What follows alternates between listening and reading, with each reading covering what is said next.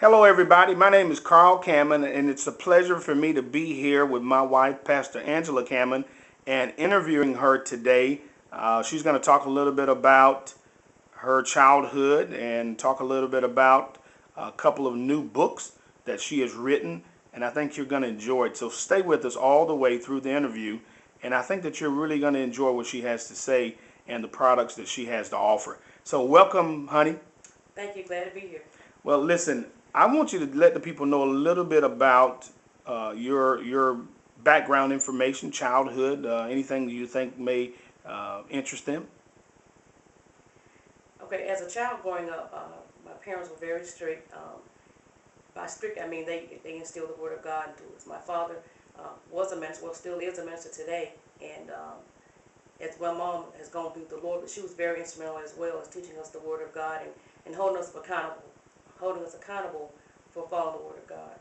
It's important these days to be held accountable, isn't it?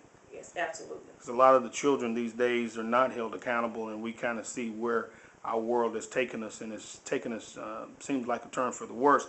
But you have written a couple of books to kind of help young people get back on the right track, and not just young people, but people in general. Can you tell us a little bit about your first book, Why I Waited? Yes, my first book, Why I Waited, is a book that I wrote. It's about my personal experience about remaining abstinent until marriage and until I was married. And it's a guide really to encourage young people, but especially young women, to encourage them to remain abstinent until they're married.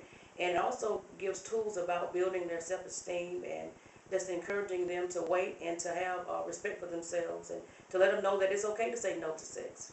Well, I think that's very important. And one thing that you touched on there was self-esteem. And we know that self-esteem is very important. A lot of people take advantage of young girls and young guys these days because they have low self-esteem. So to build that self-esteem up and to encourage them to wait and really to have a living example of someone who waited, that means a lot, don't you think? I think so too.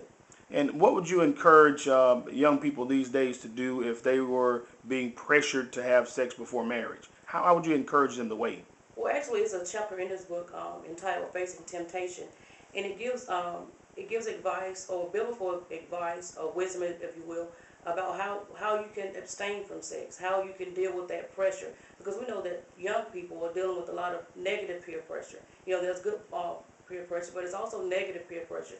And this book instructs you, the young person, how they can deal with it. Biblical principles. I'll give an example about Joseph, how he was tempted, but how he fled the temptation. So it gives an example how you can overcome the temptation. Well, that is great. Not just for young people, though. I guess anybody probably can read this Absolutely, book. because we all face temptation, and it encourages. This message encourages everyone, not just the young people, but everyone who's facing the issue of whether to wait to have sex or not.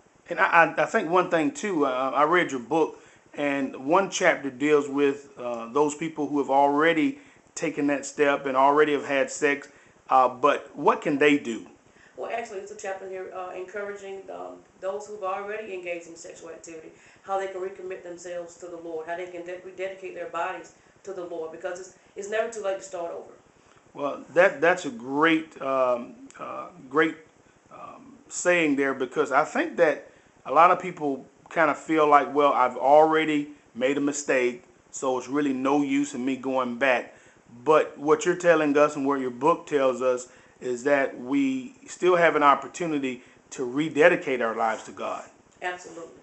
And I think that's very important for everyone to know as well. So listen, tell us how they can get this book, and what is the title of this book?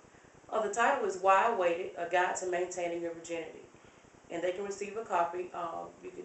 You send me an email at templeofpraise.fbc@yahoo.com or whyiwaited@gmail.com. And can they call if they want to ask any questions about your book? Absolutely. You can call me at 229-455-2708. And can you give them those email addresses and phone number one more time? Sure. Temple of Praise, FBC@yahoo.com or whyiwaited@gmail.com. Phone number 229-455-2708. Well, ladies and gentlemen, you've heard it right here with me, my beautiful wife, Pastor Angela Cameron, and we just had a very brief discussion about her book, Why I Waited. And please join us on part 2 of this interview, and we'll be talking about her second book that she's written, and it's entitled Have You Been Fishing Lately? Winning Souls for Christ. Stay with us.